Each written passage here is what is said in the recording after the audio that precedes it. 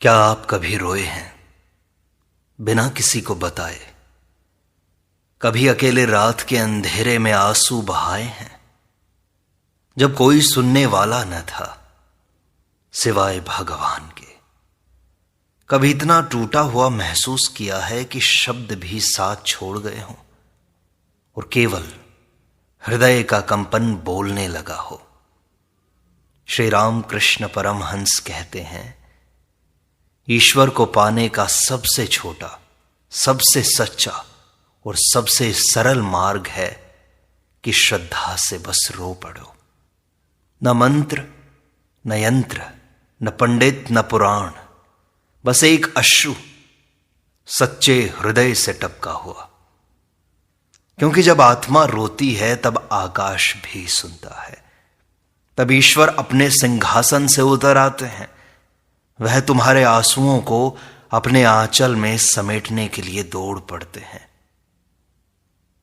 हमें जीवन भर सिखाया गया कि प्रभु को पाने के लिए बहुत सारे साधन चाहिए, पर श्री राम कृष्ण कहते हैं बस सच्चा हृदय चाहिए, बस एक पुकार, एक टूटा हुआ मन और श्रद्धा की आग। वो टूटा हुआ मन वैराग्य का प्रतीक है। आखिर कौन है वह प्रभु जो तुम्हारे एक रोने पर दौड़ ना पड़े? वह मां नहीं है क्या? वह प्रेम नहीं है क्या? श्री राम कृष्ण परमहंस की उन्हीं शिक्षाओं पर आज हम बात करेंगे जो उसी क्षण के लिए हैं जब तुम्हारा हृदय वैराग्य से भीग जाए, जब कोई उम्मीद ना बचे और तब याद आए कि अब बस प्रभु ही हैं और मैं बस केवल उनके लिए रो सकता हूं। इन आंसुओं में छिपा है सबसे बड़ा मंत्र। इन्हीं में मिलती है वह झलक जहां तुम नहीं रहते, बस वह रह जाता है। आओ हम इसी यात्रा में उतरें जहां श्रद्धा की हर बूंद ईश्वर को छूती है और अंततः वह तुम में उतर आता है, मौन, शांत, करुणामय। श्री राम कृष्ण कहते हैं कि ईश्वर को शब्दों से नहीं, हृदय से पुकारो। जब मनुष्य रो पड़ता है श्रद्धा से, तब वही उसकी सबसे सच्ची प्रार्थना बन जाती है। श्री राम कृष्ण कहते हैं, जैसे बालक मां को पुकारते समय रोता है, वैसे ही जब भक्त ईश्वर को हृदय से पुकारता है तो ईश्वर स्वयं दौड़े आते हैं। शास्त्र, व्रत, उपवास सब तभी फल देते हैं जब अंतर से पुकार उठती है। आंसुओं में छल नहीं होना चाहिए, वे तो आत्मा की सच्ची भाषा होते हैं। ईश्वर को पाने के लिए बड़ी बड़ी साधनाएं नहीं, बस एक सच्चे हृदय की आवश्यकता है। श्रद्धा से बहे आंसू संपूर्ण ब्रह्मांड को झुका सकते हैं। हृदय में भक्ति हो, आंखों में प्रेम हो और वाणी में मौन हो, तब ईश्वर अत्यधिक निकट आ जाते हैं। वे समय नहीं देखते, केवल भाव देखते हैं। आंसू अगर सच्चे हैं तो वही तुम्हारा तीर्थ है। श्री राम कृष्ण कहते हैं, भक्त के प्रेम में बंधकर ईश्वर उसकी कठपुतली बन जाते हैं। श्री राम कृष्ण कहते हैं कि भीतर की पुकार ईश्वर सुनते हैं। ईश्वर को खोजने के लिए बाहर मत दौड़ो, वे तो तुम्हारे भीतर ही हैं। जब तुम सच्चे मन से अपने भीतर झांकते हो तो तुम्हारे आंसू तुम्हारे मार्गदर्शक बनते हैं। श्री राम कृष्ण कहते हैं, मन के भावों को देखो, वहां ईश्वर बैठा है। आंखों से निकले आंसू हृदय की गहराइयों से आते हैं। यही तो श्रद्धा है। जब शब्द खत्म हो जाते हैं तब आंसू बोलते हैं। वह पुकार जो किसी को सुनाई नहीं देती, वही ईश्वर को सबसे साफ स्पष्ट सुनाई देती है। अंदर की बेचैनी जब आंसू बनकर आती है तब वह पूजा बन जाती है। शुद्ध भाव से निकला आंसू सबसे बड़ा यज्ञ है। शास्त्रों का ज्ञान भी तब तक अधूरा है जब तक हृदय नम न हो। ईश्वर को शब्दों से नहीं,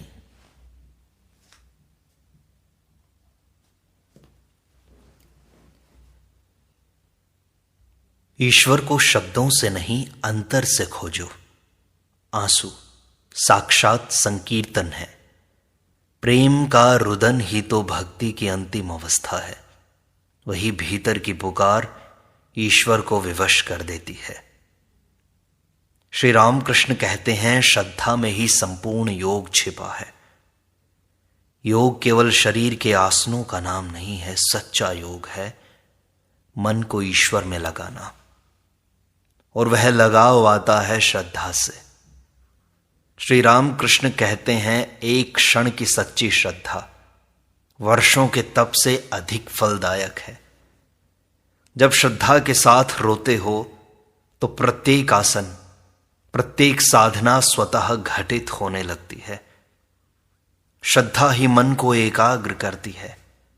आंसू उसी ध्यान की चरम परिणति है। तुम जितनी श्रद्धा से पुकारोगे उतनी ही जल्दी ईश्वर उत्तर देंगे। योग में जो भाव नहीं वह केवल कसरत हो जाता है, लेकिन श्रद्धा से निकली एक पुकार लाखों साधनाओं पर भारी है। आंखों का पानी आत्मा की भाषा है। श्रद्धा योग में गति देती है। रोते हुए जो भक्त पुकारता है उसे न ध्यान करना पड़ता है, न ही मंत्र जपना पड़ता है। ईश्वर स्वयं आकर उसे गले लगा लेते हैं। श्री रामकृष्ण कहते हैं, प्रेम की भाषा परमात्मा जानते हैं। ईश्वर किसी भी भाषा में नहीं, प्रेम में बोलते हैं। उसे तुम्हारे हृदय की सच्चाई चाहिए। जब तुम प्रेम से रोते हो वह रोते हुए तुम्हारे पास आते हैं। प्रेम में जो आंसू हैं वही सच्चे शब्द हैं। एक बालक की तरह पुकारो, निष्कलंक, पूर्ण रूप से समर्पित। प्रेम की भाषा सीखने की आवश्यकता नहीं, बस अपने को समर्पित कर देने की आवश्यकता है। जब भक्त प्रेम में भीग कर रोता है तो उसका प्रत्येक आंसू ईश्वर तक जाता है। प्रेम ही तो वह शक्ति है जो सृष्टिकर्ता को भी विवश कर देती है।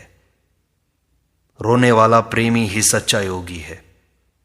प्रेम के आंसू ही सच्चे पुष्प हैं, वह पुष्प जो मुरझाता नहीं है। ईश्वर को पाने के लिए प्रेम का रुदन अत्यंत आवश्यक है। वह प्रेम जो सब कुछ छोड़कर केवल उसे चाहता है, वही सच्चा भक्ति पथ है। श्री रामकृष्ण कहते हैं, बालक बनकर प्रभु को पुकारो तो सही। ईश्वर को पाने के लिए बालक बन जाओ। बच्चे की तरह मासूम, बिना चालाकी, बिना तर्क के रो पड़ो। बालक जब रोता है तो मां दौड़ी चली आती है। वैसे ही जब भक्त रोता है तो ईश्वर भी स्वयं चला आता है। बच्चा नहीं जानता क्या कहना है, पर उसका रोना सच्चा होता है। तुम्हारे आंसू ही तुम्हारे मंत्र बन जाते हैं। बालक अपने दुख को छिपाता नहीं, भक्त को भी वैसे ही खोलकर अपने को ईश्वर के सामने रख देना चाहिए। श्रद्धा और सरलता जब एक हो जाती है तब वह रोना शक्ति बनता है। ईश्वर को पाने का सबसे छोटा द्वार यही है। बाल भाव से रो, चिंता मत करो शब्द गलत हैं या सही, भाव सही हो बस।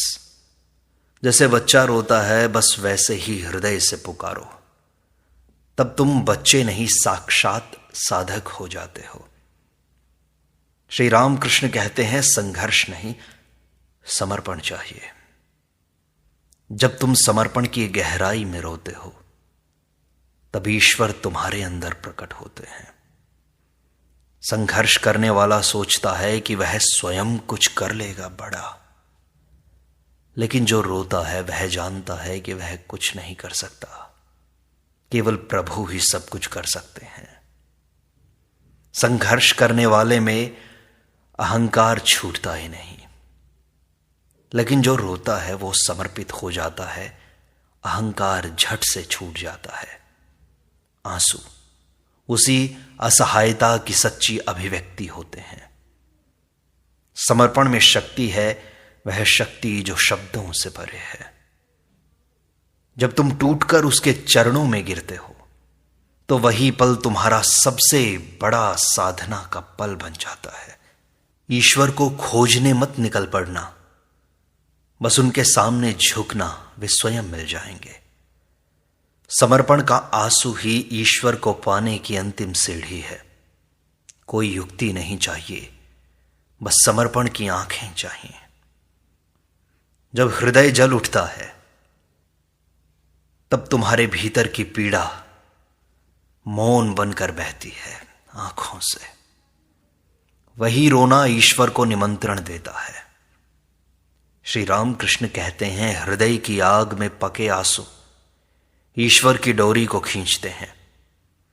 जब तुम भीतर से जलते हो और बाहर से नम होते हो, वही सच्ची साधना है। यह आग तपस्या की नहीं, तड़प की है।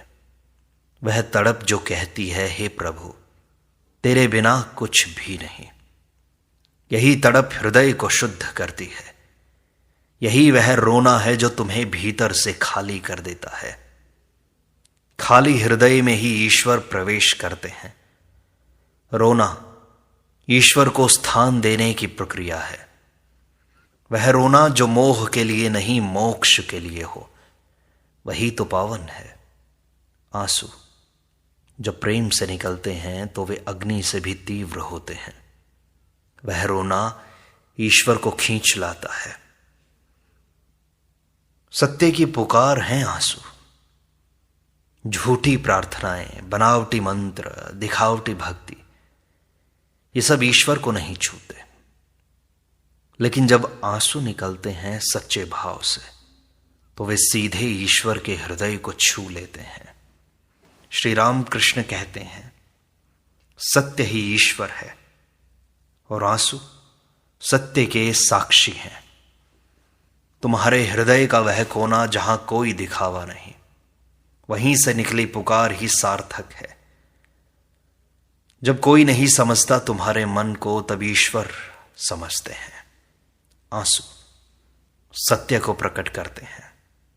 जो शब्द नहीं कह सकते वो आंसू कह देते हैं। सत्य की अनुभूति ही भक्ति है। अगर एक भी आंसू सच्चे प्रेम से बहा तो वह वर्षों की पूजा से बड़ा होता है।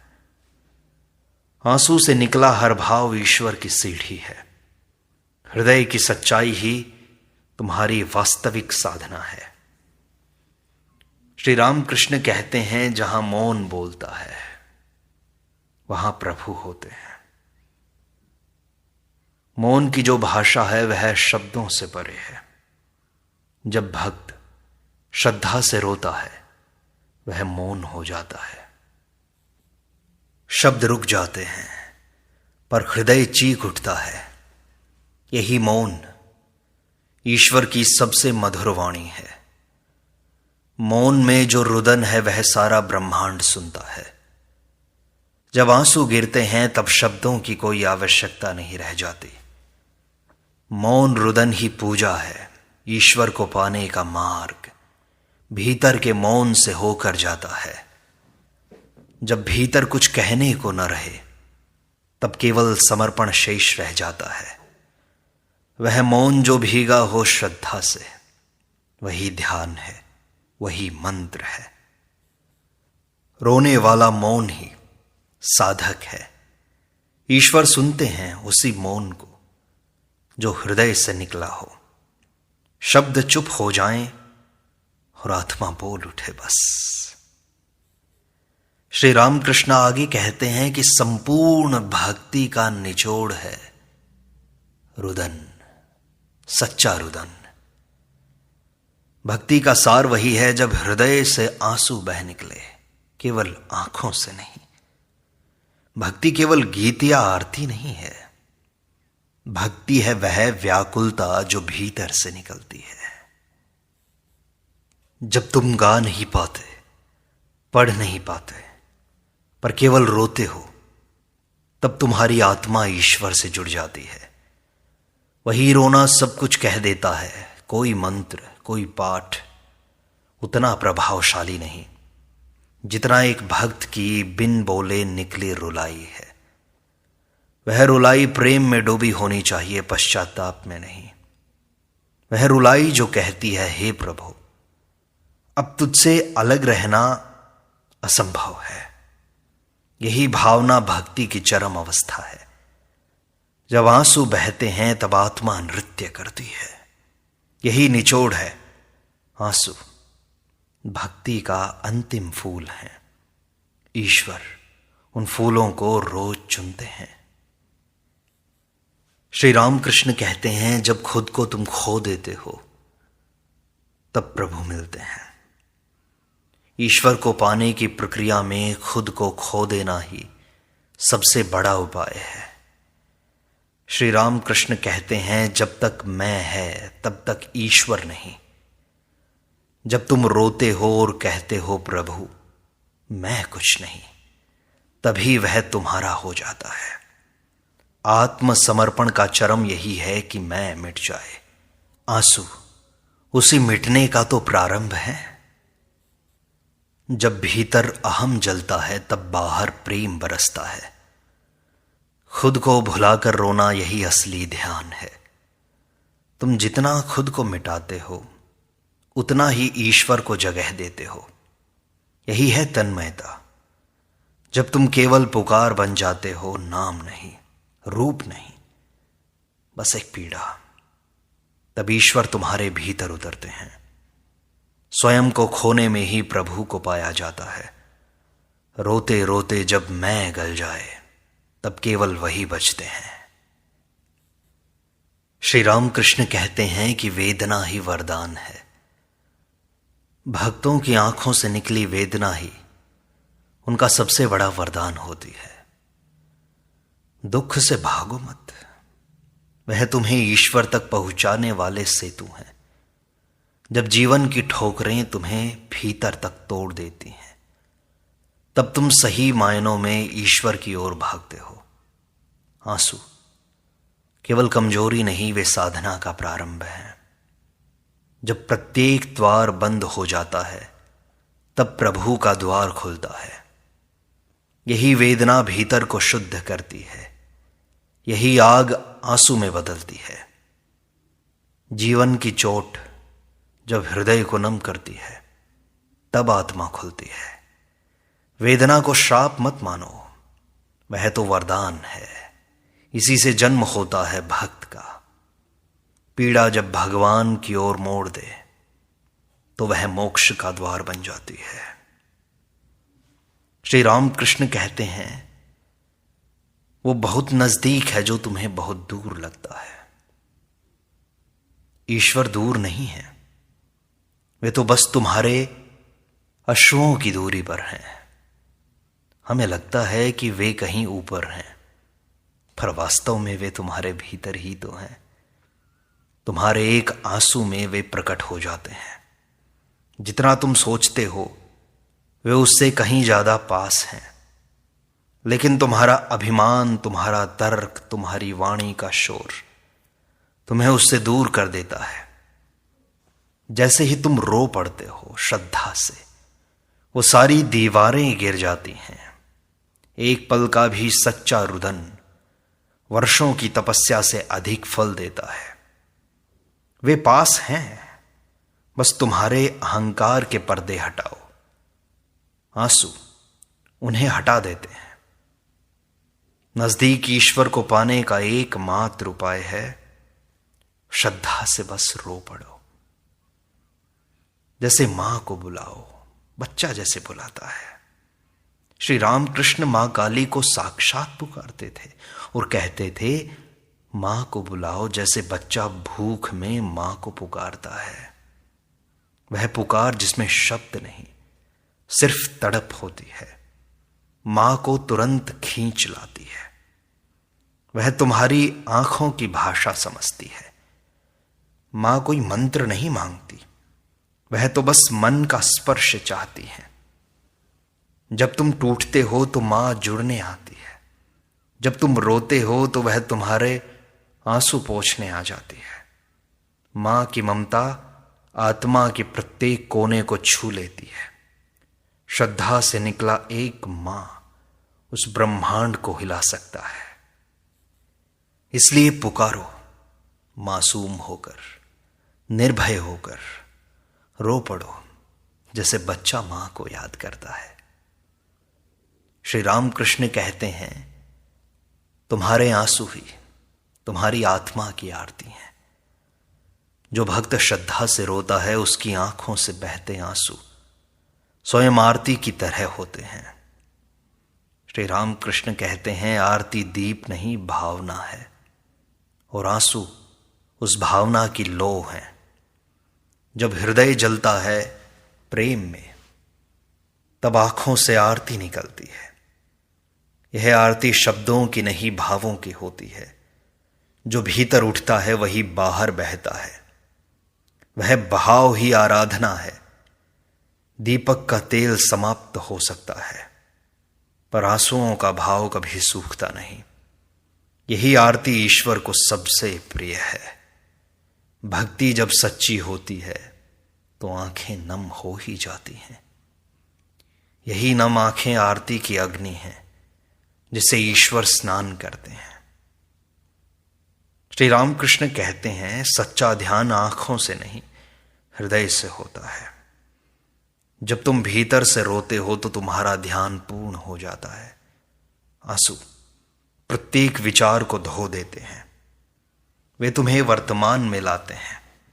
तुम्हारी प्रत्येक श्वास में ईश्वर समा जाते हैं। यही ध्यान की चरम स्थिति है, जब तुम स्वयं को भूलकर सिर्फ उसे याद करते हो।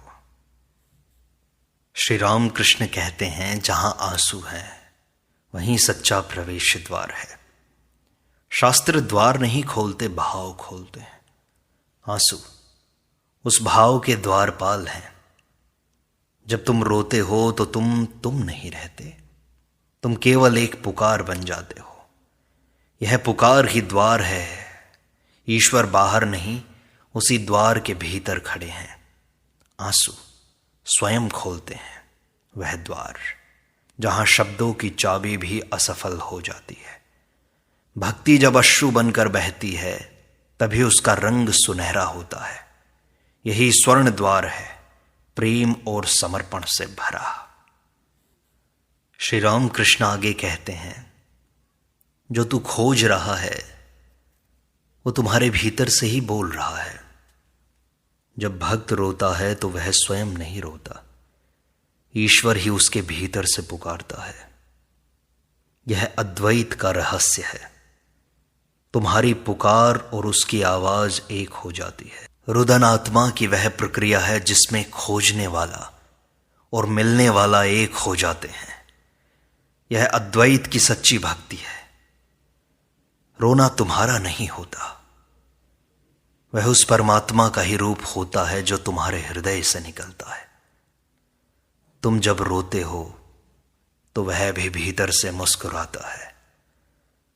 तू ही तो पुकार है प्रभु, तू ही पुकारने वाला है।